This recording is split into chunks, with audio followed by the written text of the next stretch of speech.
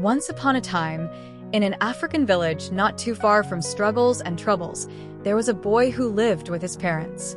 But in this house, there was a problem as big as a cow: his father. A man, how to put it, creative in his way of destroying his own life.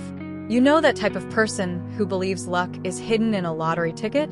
That was him. The father, whom the whole village secretly called Mr. Lucky Break, was a man with revolutionary ideas to ensure his family never lived in comfort. Every time he set foot in his fields, it wasn't to cultivate or harvest. Oh no, it was to sell everything. Because, according to him, why keep fields? The land can't be eaten, he would say. But with a good lottery ticket, you can buy tons of land. Darling, why did you sell our field? Would always ask the boy's mother, tired, her arms raised to the sky as if calling for angels to help. For our future, he would reply, smiling as if he had just discovered the secret formula for happiness. You know, if I win the lottery, we'll be the richest in the village. Even the chief will come asking for my friendship. That father. He always had a phrase for everything. When he wasn't selling the fields, he was going after the livestock. One day, he woke up early, took a sharp knife, and slaughtered 3 goats on the pretext that, why keep these animals? They only live a few years. I prefer to enjoy them now before they die of old age. Yes, you read that correctly. According to him, every goat, every cow, every chicken was on borrowed time. The result?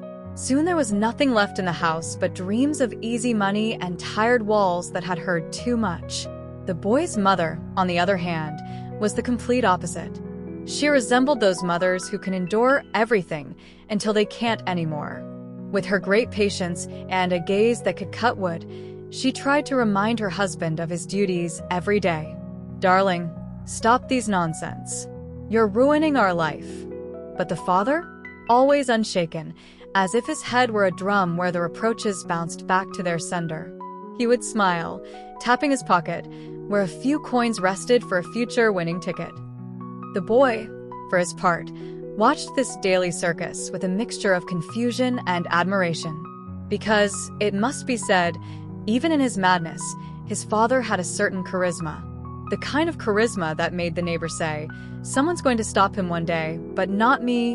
One morning, like any other, where the children were chasing chickens and the sun was cheerfully entering the houses, a drama unfolded. The mother, tired of seeing her fields disappear one by one like hair on a graying head, gathered all her courage to confront her husband. Today, you will listen to me, she said, ready for battle. The father, who didn't like long speeches, unless they were about winning numbers, looked at her as if to say, what does she want now? You're destroying everything.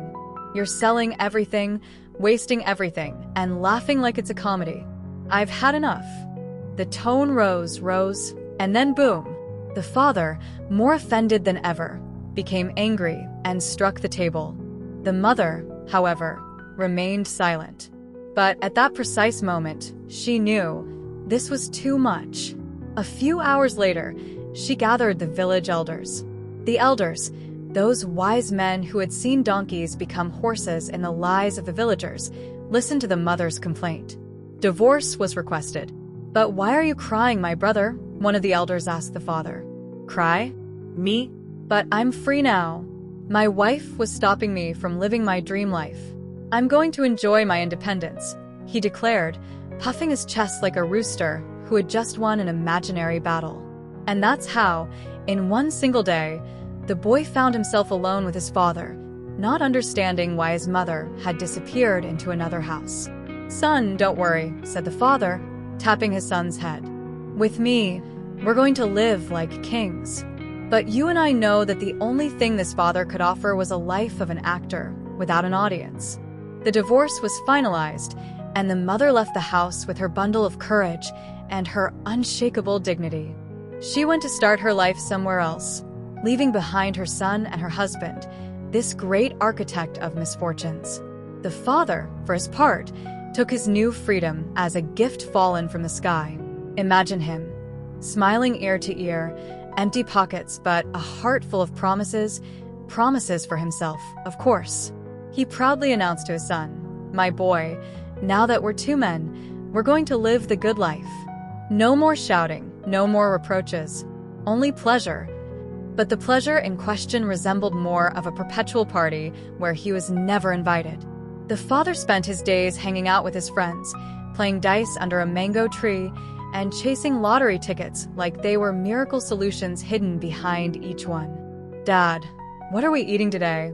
"Don't worry, son. Soon, we'll be eating chicken every day when I win the lottery." Ah, that father. A real magician.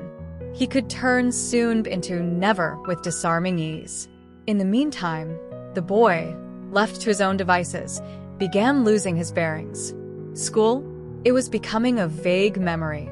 Why bother reciting math lessons when you could play marbles under the sun with your friends? The first day he skipped school, it was almost by accident. "I'm tired. I'm going to stay home for a bit." The second day, it became a habit.